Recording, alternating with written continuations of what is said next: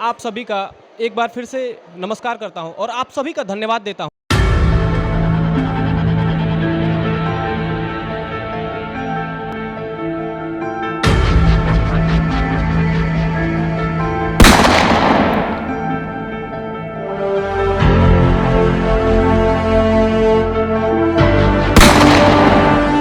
चलिए आपको दिखाते हैं बच्चों ने कितनी मेहनत के साथ विज्ञान प्रदर्शनी तथा मेले का आयोजन किया है। आइए हमारे साथ बने रहिए।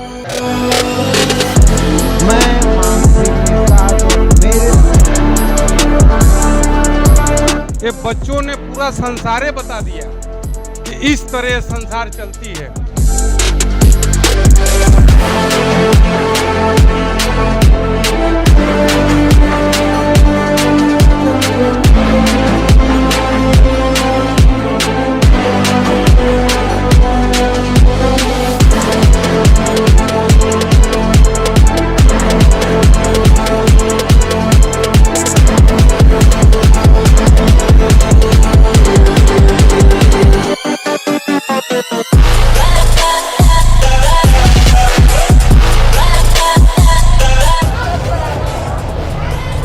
मैं भी बनिया हूँ, बिजनेस में कोई दोस्ती नहीं।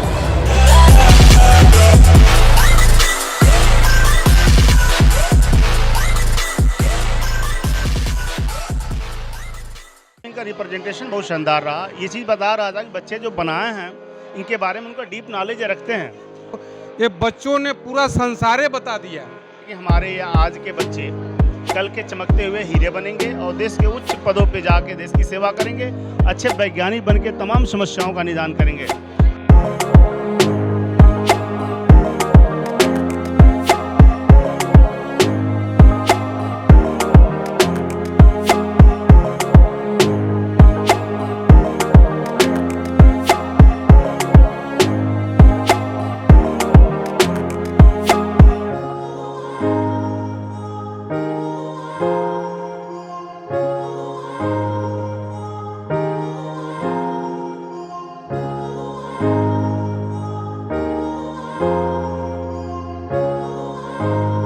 तो हम बात करने वाले हैं उन सारे होनहार गुणवान अपने प्यारे विद्यार्थियों से जिन्होंने अपनी अथाह मेहनत के बाद ऐसे प्रोजेक्ट को बनाया जो आपको रूबरू मुझसे कराते हैं। तो सबसे पहले मैं आप लोगों से जानना चाहूंगा, ये जो आपका क्लाइमेट चेंजर है इसका वर्क क्या है और ये कैसे वर्क करता है?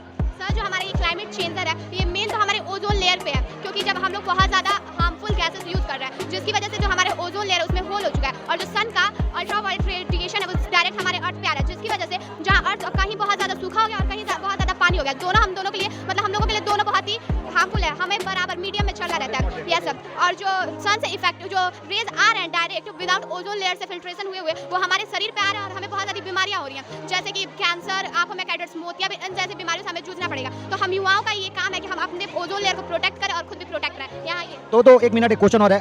मतलब हम युवाओं का काम है, आप लोगों ने जैसा कहा कि सर हम युवाओं का काम है कि हम ओजोन लेयर को प्रोटेक्ट करें, तो ओजोन लेयर को प्रोटेक्ट करने के लिए हम युवाओं को क्या करना चाहिए? आप अपने इस प्रोजेक्ट के माध्यम से जो भी चीज़ आप लोगों ने बनाया होगा, आप युवाओं को क्या नॉलेज देना चाहोगे जिससे वो ओजोन का प्रोटेक्शन कर सके?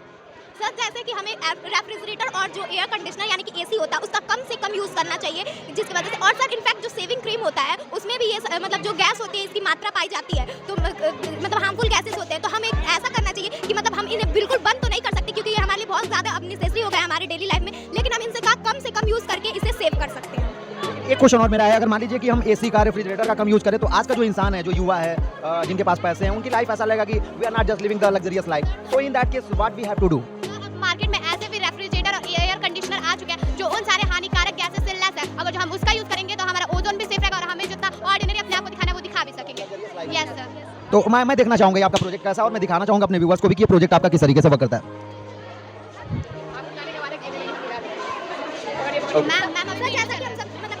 ओके सर, इस एनिमेशन के थ्रू जैसा कि हम जानते हैं कि सन से जो रेज है अल्ट्रावायलेट, ये सारी रेज हैं। हाँ, ये सारी रेज है और ये हमारा एटमॉस्फेयर लेयर है जो 5 है, ट्रोपोस्फेयर, स्ट्रेटोस्फेयर, मेसोस्फेयर, थर्मोस्फेयर और एक्सोस्फेयर से बना है। और हमारा ओजोन लेयर जो है वो स्ट्रेटोस्फेयर में एग्जिस्ट करता है, जिसमें सन के जो रेज हैं वो मतलब डायरेक्टली पड़ रहे हैं, जिसकी वजह से इसमें होल्स हो गए हैं। तो इसको मतलब हम लोग करने के लिए इससे हम कैसे मतलब इसके कॉजेज क्या और इससे हम कैसे मतलब रिलीफ पा सकते हैं, जैसे कि डिफॉरेस्टेशन, हम लोग बहुत ज़्यादा मतलब पेड़ काट रहे हैं, पेड़ की कटाई का, इंटेंसिव फार्मिंग यानी कि आजकल के मतलब जैसे हम लोग सिर्फ फर्टिलाइजर का यूज़ कर रहे हैं, हम मैन्योर को बिल्कुल भूल गए और जिसमें बहुत सारे केमिकल्स होते हैं और वो सारे हमारे लिए बहुत हार्मफुल है और वो सीधे हमारे ओजोन लेयर को डिप्लीट करते हैं। और सर ओजोन लेयर कहाँ एग्जिस्ट करता है? तो हमारे जैसे एटमॉस्फेयर के ट्रांस लेयर है, तो हमारा जो ओजोन लेयर वो स्ट्रेटोस्फीयर पे एग्जिस्ट करता है और उससे हमारा एक और प्रॉब्लम होता है, हाँ, इफेक्ट ऑन ह्यूमन हेल्थ। मतलब जैसे जो सन है उसकी अल्ट्रावायलेट रेज जैसे हमारे मतलब स्किन पे आती है तो बहुत सारे डिजीजेस होते हैं, जैसे स्किन बर्न, कैटरेक्ट, आंख में मोतियाबिंद और फिर मतलब कैंसर जैसी भयानक बीमारियां होती है।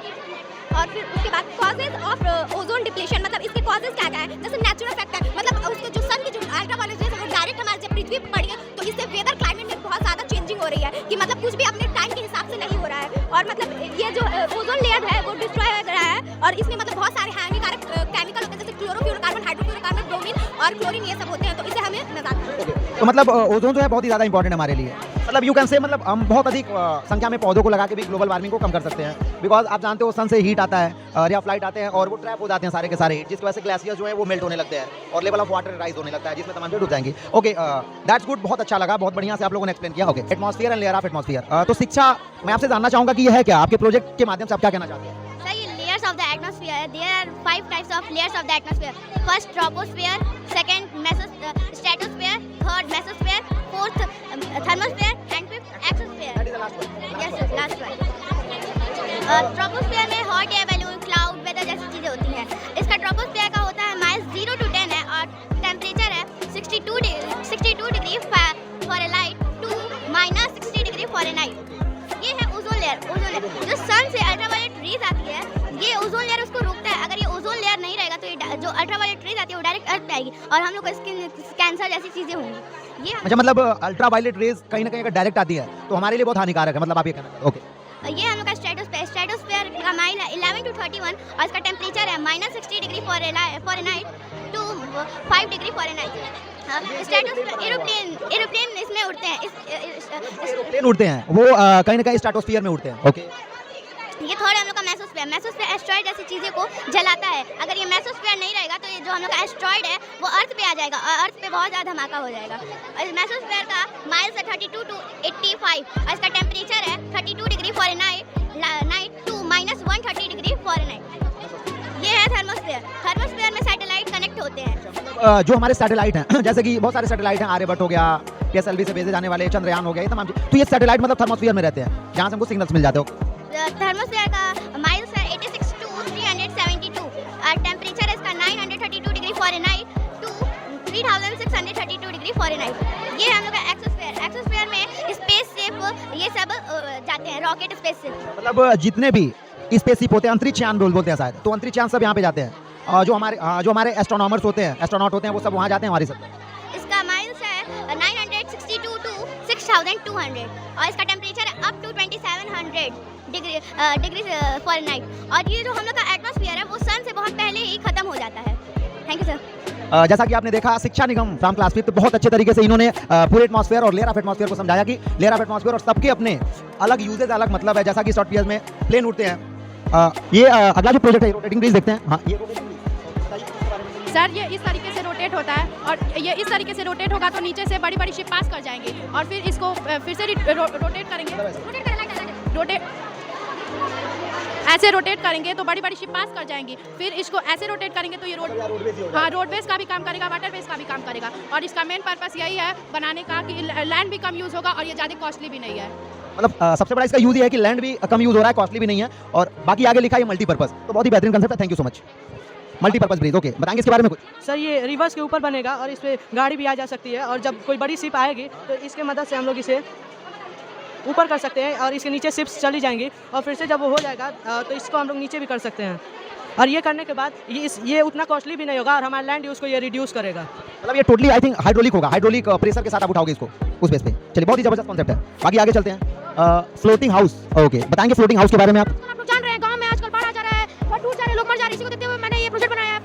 घर में जितने भी भारी सामान होते हैं, अलमारी, बक्सा, चौकी, ये सब भारी सामान की वजह से घर भारी हो जा रहा है, पानी ऊपर जा रहा है, पानी ऊपर चल जा रहा है, घर टूट जा रहा है, लोग मर जा रहे हैं। तो घर में जितने भारी सामान सबको उठा के फेंक दिया जाए और इंसान रहे, पानी जैसे ऊपर बढ़ेगा फिर घर भी ऊपर उठेगा। मैं आपको प्रैक्टिकल करके दिखाऊंगा। प्रैक्टिकल बहुत जरूरी है, प्रैक्टिकल आप दिखाओ।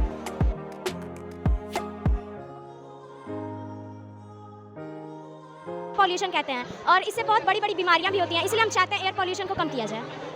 कम करने के लिए आपने क्या किया है अपने प्रोजेक्ट में? मतलब आपने अपने मॉडल में क्या ऐसा चीज किया है जिसकी वजह से आपका एयर पॉल्यूशन कम हो? कैसे कम किया जाएगा, ये थोड़ा सा बताइए मुझे। सर, हम चाहते हैं कि प्लास्टिक को कम जलाया जाए और फिर गाड़ी का सर्विसिंग ठीक टाइम से करवा दिया जाए कि जिससे पॉल्यूशन कम हो।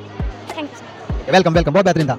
बाकी Arpita Yadav and Tannu Yadav, class 9, project name stethoscope.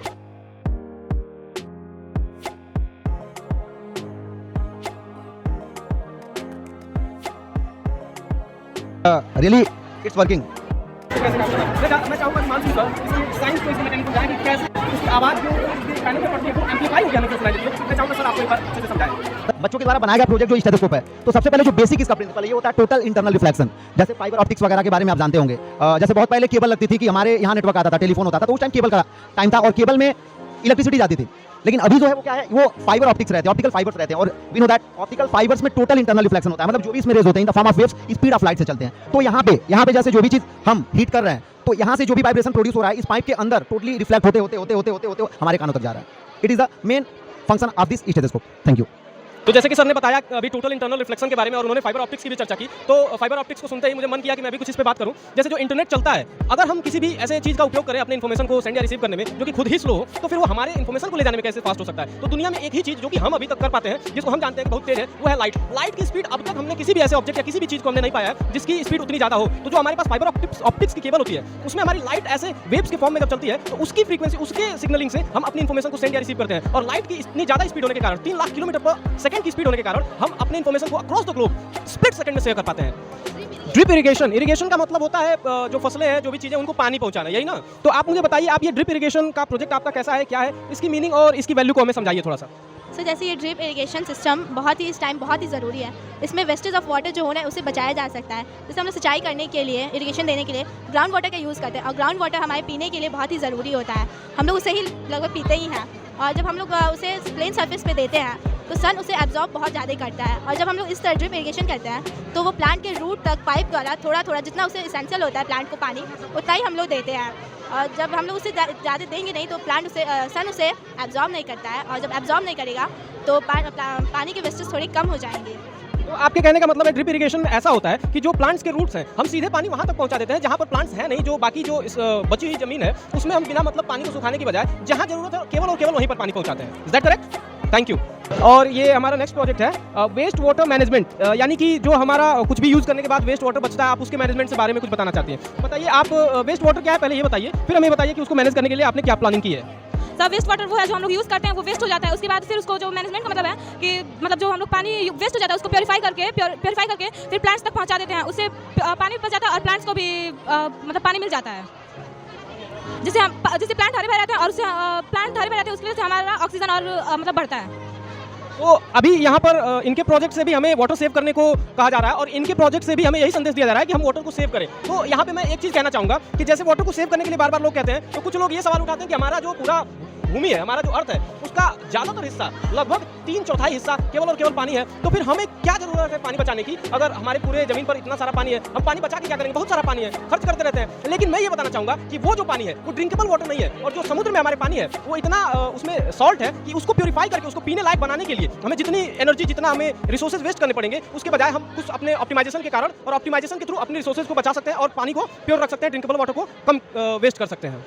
That's nice. आप लोगों का प्रोजेक्ट है ये रेन वाटर, क्या होता है ये, इसके बारे में थोड़ा बताइए। सर रेन वाटर हार्वेस्टिंग के द्वारा हम पानी को सेव कर सकते हैं, कंजर्व कर सकते हैं। सर आए दिन हम दुर्घटना के बारे में न्यूज़पेपर पे पढ़ते रहते हैं या रेडियो बुक पे सुनते रहते हैं। जैसे कि ये गांव का रोड है, जो हमेशा बारिश होता है तो पानी इकट्ठा हो जाता है, जिससे रोड खराब हो जाता है, और जिससे दुर्घटना हमेशा होते रहता है, और कम दुर्घटना होने की वजह से लोग इसे अनदेखा कर देते हैं। और जैसे हम सरकार से अपने इस प्रोजेक्ट के माध्यम से हम सरकार से यही कहना चाहेंगे कि वो गांव में ऐसा रोड बनाए जिससे पानी एब्जॉर्ब कर ले और उसे अंडरग्राउंड वाटर में सेव कर ले, और उसे बाद में हम उपयोग कर सकते हैं। और इस प्रोजेक्ट से ये रोड तो शहरों में टिक नहीं सकता क्योंकि उस पर भारी व्हीकल चलते हैं, और ये रोड हम गांव में या ये बाढ़ वाले इलाके में बना सकते हैं, वहाँ पे भारी व्हीकल नहीं चलते हैं और ये रोड लंबे समय तक गांव में टिक सकता है। और इस प्रोजेक्ट में हम न केवल वाटर एब्जॉर्बिंग रोड को प्रदर्शित किए हैं, बल्कि इस प्रोजेक्ट में हम स्मार्ट विलेज भी प्रदर्शित दिखाते हैं कि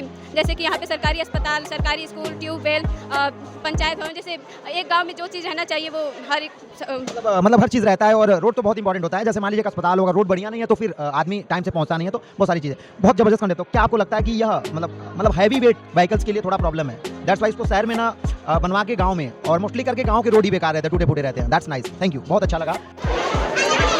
तो जैसा कि आप सभी ने देखा बच्चों के द्वारा आयोजित किए गए मेले और विज्ञान प्रदर्शनी के आयोजन को, और बच्चों ने बखूबी बहुत अच्छे से अपने आप को, अपने टैलेंट को दिखाया।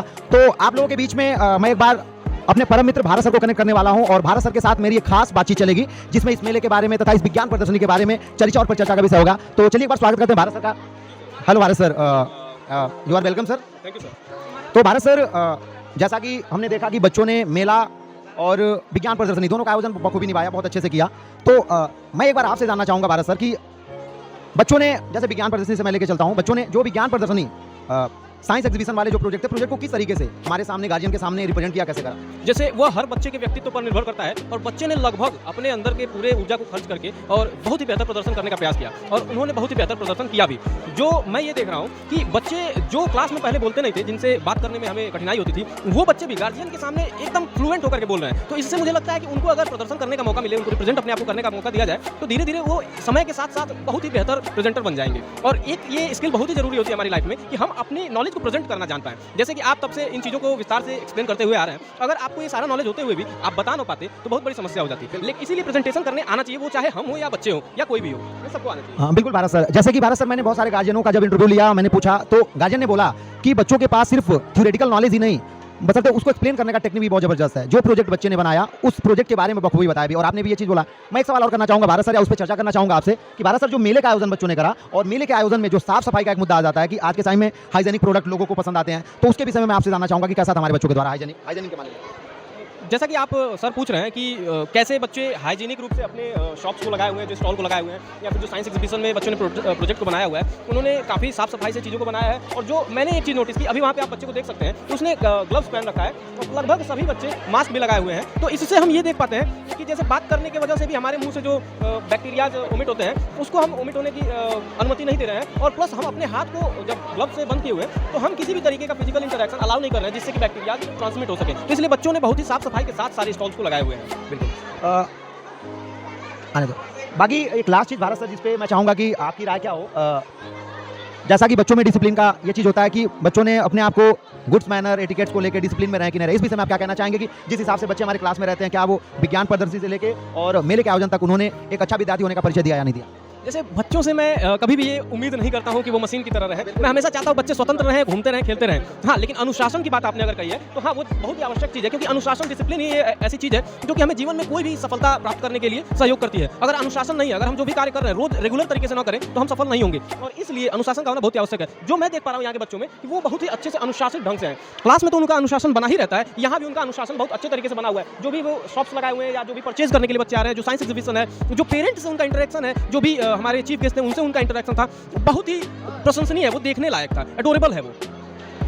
बहुत बहुत धन्यवाद भारत सर, और आपने जो भी इतने अच्छे से सारी चीज़ों को एक्सप्लेन किया। मैं चाहूँगा कि भारत सर एक बार हम साइंस एग्जीबिशन वाले फ्लोर पे जाएं और वहाँ पे भी इस तरीके का इंटरव्यू साथ में करें, काफ़ी बेहतर होगा। तो चलिए फिर चलते हैं। ठीक है, मिलते हैं फिर साइंस एग्जीबिशन के पास में। तो कल जब ये नागरिक बन के हमारे देश की सेवा के लिए आएंगे, तो वास्तव में बहुत ही बेहतर भारत का निर्माण करेंगे।